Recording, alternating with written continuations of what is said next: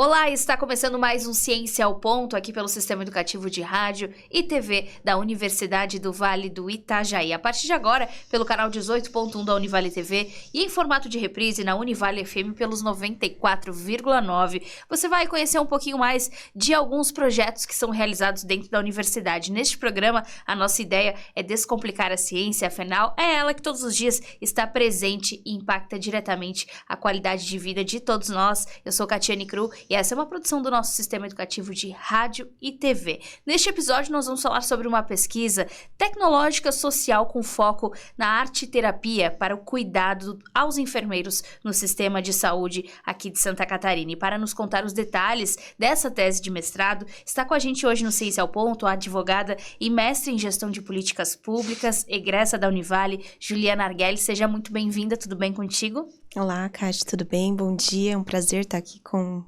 vocês. Obrigada mesmo por esse espaço para a gente contribuir um pouco com essa divulgação científica e também divulgar um pouco do nosso trabalho, da nossa pesquisa especialmente. Muito bacana, porque eu já quero saber de você, sempre gosto de começar falando um pouquinho do lado pessoal, como é que surgiu esse teu interesse pelo mestrado em gestão de políticas públicas, quando que surgiu esse desejo? Foi o lado advogada, foi o lado voltar a estudar que deu aquele gostinho a mais? Bom, na verdade, eu venho de uma faculdade que tem bastante tradição, assim, nos mestrados e doutorados. Eu sou de Londrina. E aí me formei lá, tinha esse interesse em seguir já no mestrado na minha universidade, mas me casei e acabei vindo morar em Santa Catarina. E nesse percurso eu encontrei a Univale como uma referência aqui na região de universidade, de autoridade realmente e um ambiente seguro, digamos assim, para dar continuidade nesse meu estudo. Então, inicialmente, eu me especializei em Direito do Trabalho aqui na Univale e, posteriormente, vi esses programas de mestrado. Então, o programa ali, especificamente do PMGPP, que é o mestrado profissional em gestão de políticas públicas, ele traz um viés mais profissional, mais aplicável à nossa profissão, ao nosso dia a dia, e tenta oferecer, através da pesquisa, também um resultado que seja aplicável, que seja menos teórico, digamos assim, e mais voltado às soluções profissionais.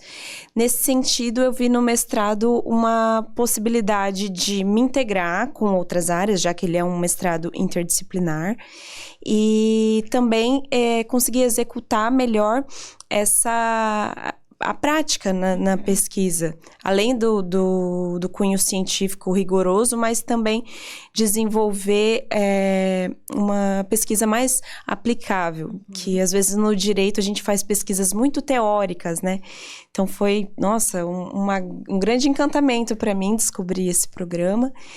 E a partir do momento que a gente ingressou ali no programa, nós desenvolvemos muitas atividades, tivemos muitas aulas super interessantes, assim, no viés mercadológico mesmo. Então, coisas que são super enriquecedoras, contribuem muito para a formação de um gestor.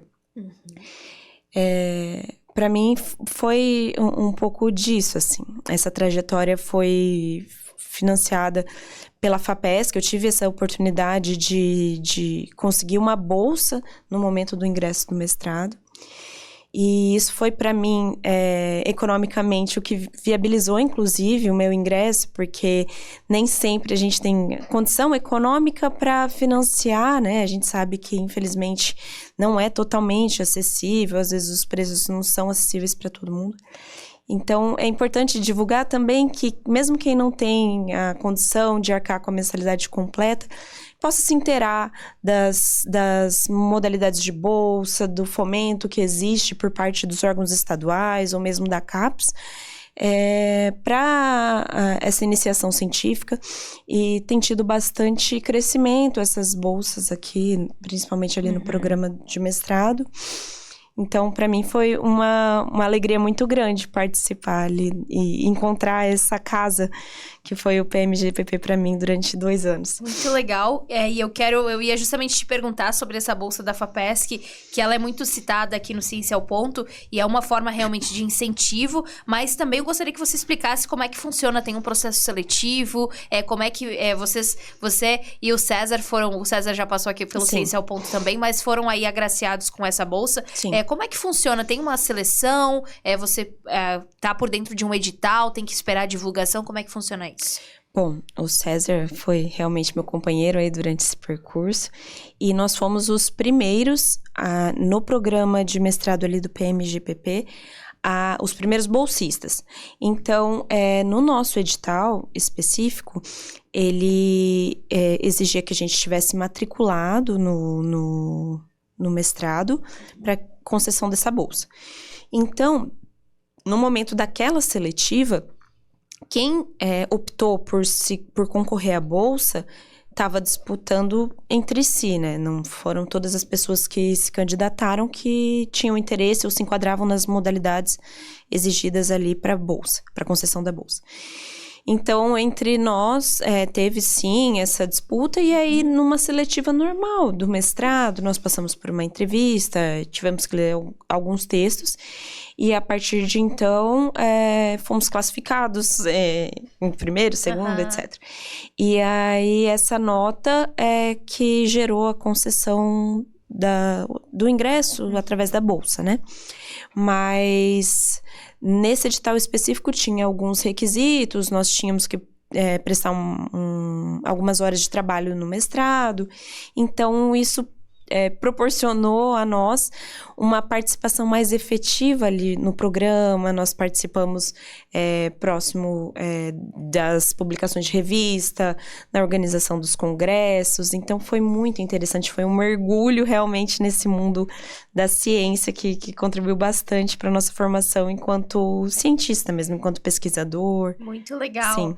E essa formação, eu acredito, te auxilia também na tua prática da advocacia no dia a dia. Sim, com certeza. Muito. É uma pesquisa, né? A gente aprende realmente como pesquisar e fazer de uma maneira mais rigorosa até. E eu acho que para um advogado, a realidade de um advogado é similar, de certa forma, porque nós vivemos esse mundo de pesquisar, né? A todo momento tem atualização nesse nosso mundo digital, assim. Então, é tudo hiperconectado, uma decisão que um juiz profira já muda o nosso cenário, então a gente tem que estar sempre antenado. Muito legal. Sim. E eu quero já começar falando da tua pesquisa. Nós comentamos na abertura que você fez aí uma proposta tecnológica social voltada para a saúde dos enfermeiros. Sim. Eu particularmente achei muito interessante quando o pessoal do programa de pós-graduação enviou pra gente essa temática, e eu gostaria de saber como surgiu esse teu desejo de fazer uma pesquisa voltada especificamente para a saúde dos enfermeiros. Bom, eu sou casada com um profissional da saúde, né? Meu marido trabalha no hospital, no centro cirúrgico, então eu tô desde 2012, quando eu ainda morava lá em Londrina, vivendo essa realidade do hospital, realidade hospitalar, especialmente do SUS, né? E através disso, a minha monografia, já lá na faculdade, foi mais ou menos nessa área, envolvia a autonomia do paciente. E para o mestrado, eu pensei em mesclar com alguma coisa que se aplicasse no meu dia a dia enquanto advogada trabalhista. Então, eu já tinha feito essa especialização em Direito do Trabalho e consegui mesclar isso com a minha dissertação. Inicialmente, eu gostaria de pesquisar sobre o impacto que a pandemia gerou na saúde desses profissionais, porque foi uma coisa que tomou uma proporção grande ali. A gente assistia dia a dia esses profissionais exaustos, sobrecarregados, né?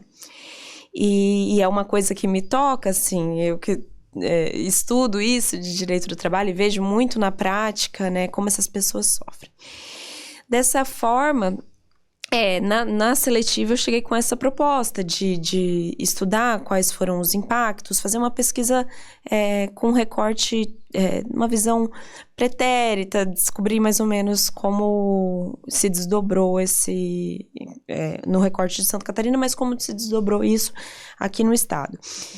Entretanto, já tinha muita pesquisa, muita iniciativa nesse sentido, e como o edital da FAPESC específico que a gente ingressou exigiu o desenvolvimento de uma tecnologia que pudesse ser aplicada aqui no estado, beneficiasse a região, aí eu mesclei ali com a área da minha, então, orientadora, que é a coordenadora do mestrado também, Maria Glória, que é a arte-terapeuta, né? E aí a gente associou essas tecnologias junto com a minha área e foi uma pesquisa interdisciplinar nesse sentido. Muito legal, porque nós vamos falar sobre essa tecnologia e principalmente os benefícios dela, mas é importante ressaltar que essa é uma categoria de profissionais extremamente importante, né, Juliana? Sim. E por isso também um pouco dessa sobrecarga emocional, principalmente, que veio à tona durante a pandemia, mas que, como você falou, antes disso, realmente já acontecia muito, que é por conta das jornadas exaustivas de trabalho. Quais são os problemas que aparecem para esses profissionais e que você percebeu durante a pesquisa? Bom, a pesquisa, ela se baseou nessa percepção inicial que nós tínhamos de que esses profissionais realmente sempre tiveram esse histórico de dupla jornada, de serem submetidos a um trabalho exaustivo, né? E aí, no decorrer da pesquisa, nós fizemos um levantamento teórico, assim, bibliográfico, através de artigos e de grandes estudos já publicados e consagrados, digamos assim.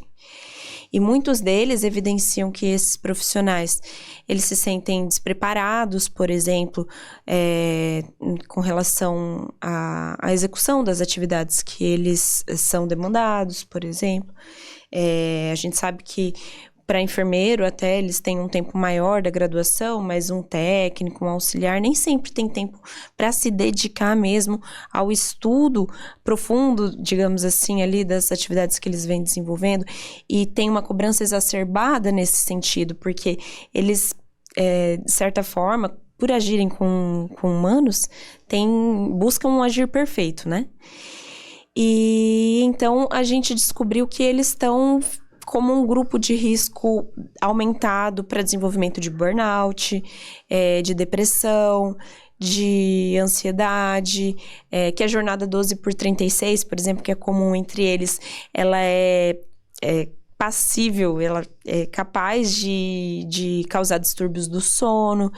Então, tudo isso associado a gente considerar que muitos trabalham em 2 turnos ou mais e tem um descanso curto, sobrecarrega demais esses profissionais. Além de outros riscos laborais ali dentro do hospital mesmo, como riscos biológicos, de se perfurar com material, as angústias de viver o sofrimento humano tão de pertinho, né? Porque eles acompanham o paciente nos processos de dor e de mais sofrimento, né? Com certeza. A gente vai fazer uma pausa aqui no Ciência ao Ponto e daqui a pouquinho a gente volta para continuar a conversar sobre essa temática tão importante que é a saúde dos profissionais de enfermagem, principalmente qual foi a solução que a Juliana encontrou durante o mestrado para que esses profissionais tenham mais qualidade de vida, não só no trabalho, como também em casa. Nós já voltamos, uma pausa rápida.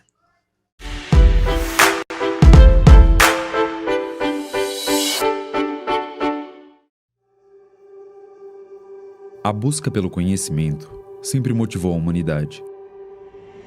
Desde sua origem, atravessando os séculos, impulsionada pela curiosidade. Em Itajaí, Santa Catarina, a força de homens e mulheres lutou pela construção de um espaço no qual o conhecimento ganhou casa.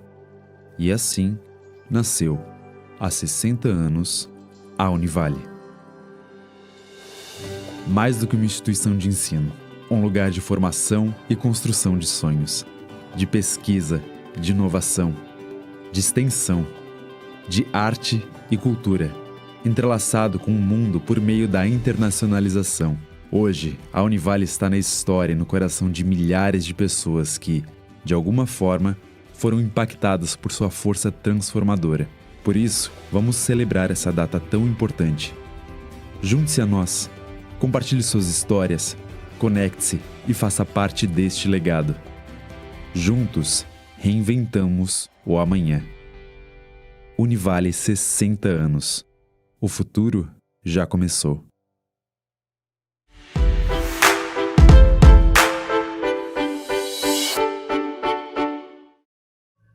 Estamos de volta com o Ciência ao Ponto aqui pela rádio e Univale TV. Lembrando que esse episódio e os demais você pode conferir na íntegra no nosso canal no YouTube, youtube.com/Univale TV. Hoje estamos conversando com a advogada e mestre em gestão de políticas públicas, Juliana Arguelles, compartilhando um pouquinho com a gente sobre a sua pesquisa do mestrado em gestão de políticas públicas aqui da Universidade do Vale do Itajaí. E no bloco anterior falávamos pelos os principais problemas que os enfermeiros passam, né, no seu dia a dia, por conta aí das jornadas de trabalho, questões de saúde mental, principalmente. E eu quero conhecer um pouquinho mais da tua proposta de tecnologia social. O que você propôs aí na sua tese de mestrado, Juliana?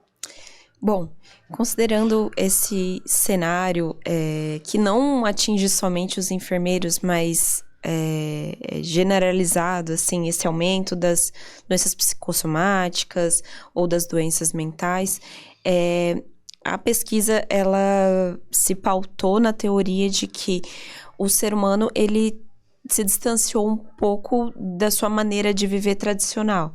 Então, o próprio Cupani, que versa sobre tecnologia social, ele aponta que o ser humano, ele vai criando artefatos tecnológicos, assim, que acabam se incorporando ao próprio modo de viver do homem.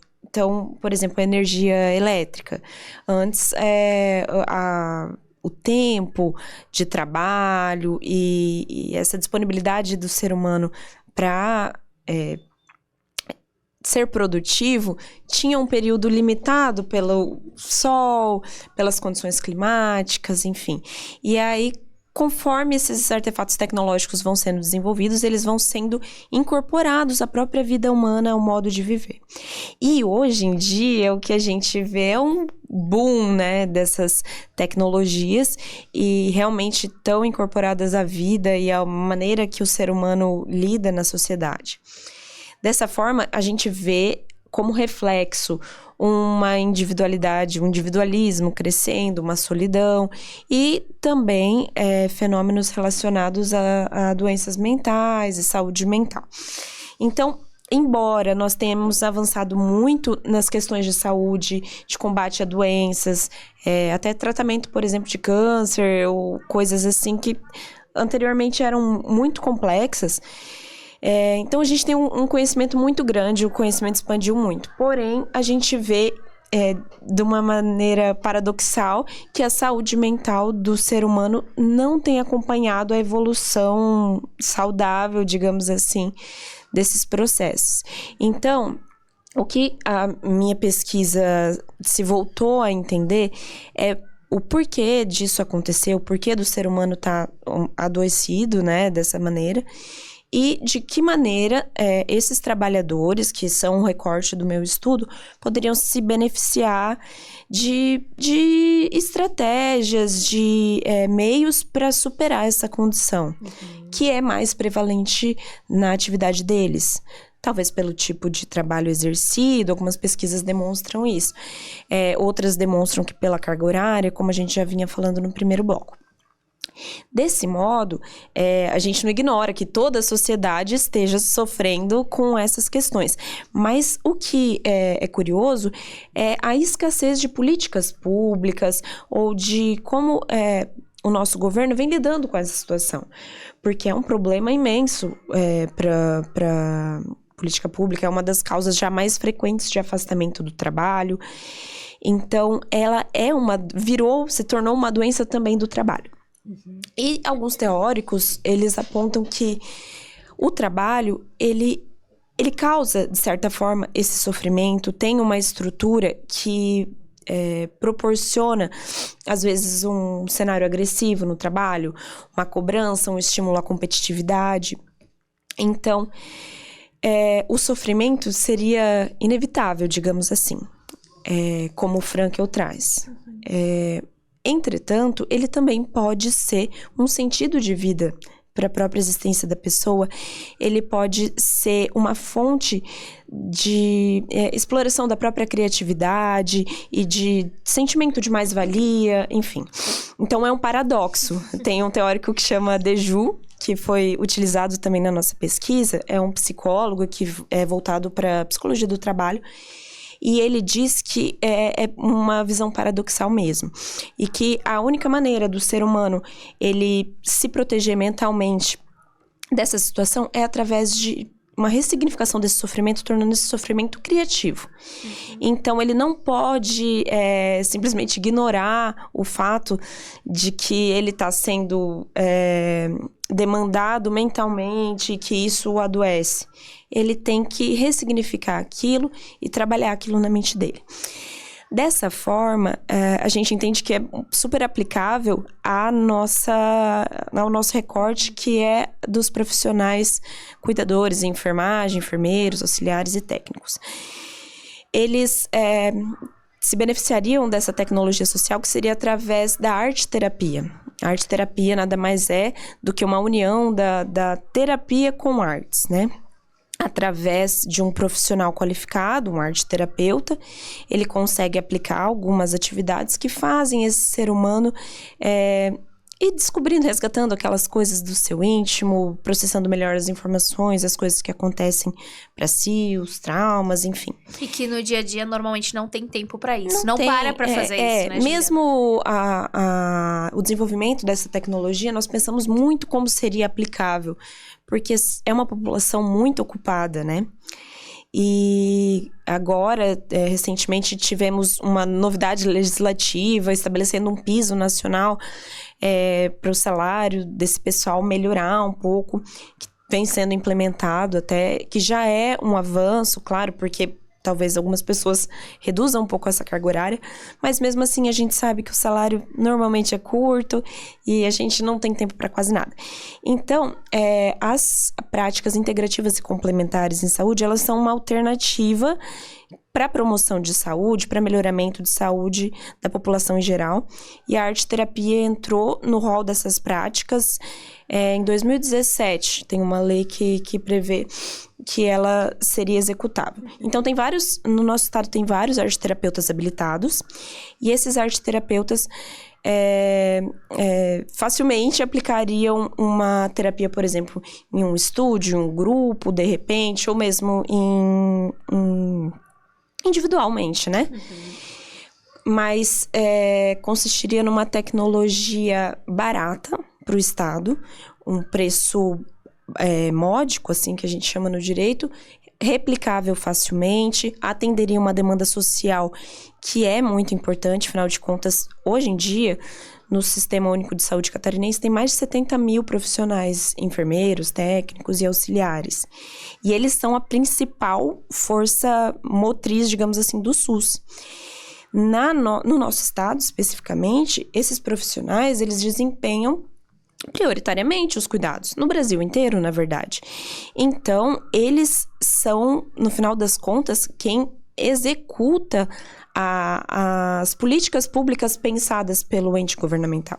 Então, o legislador vai lá e cria uma lei, mas quem aplica ali a saúde, quem vai lá e fornece o medicamento e trata do paciente e promove essa cura realmente é o profissional que está mais ali na ponta. Por isso até a gente chama de cuidador em saúde o próprio enfermeiro, porque esses cuidados eles são exercidos prioritariamente por eles.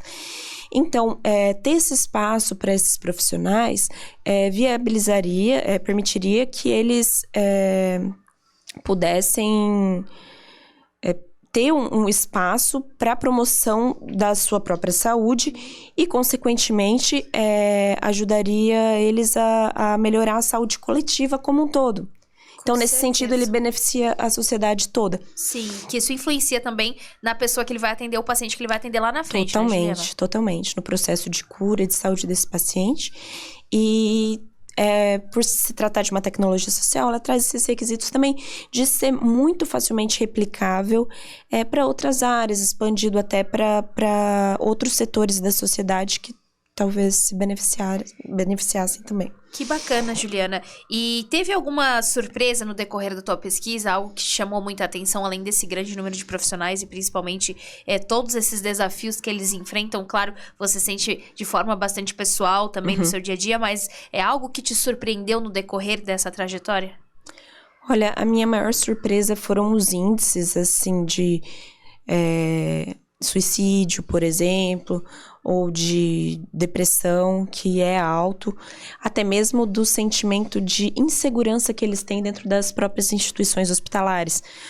Insegurança de violência física, de violência moral, eles são realmente pessoas que estão na linha de frente e sujeitas a muitos sofrimentos, né?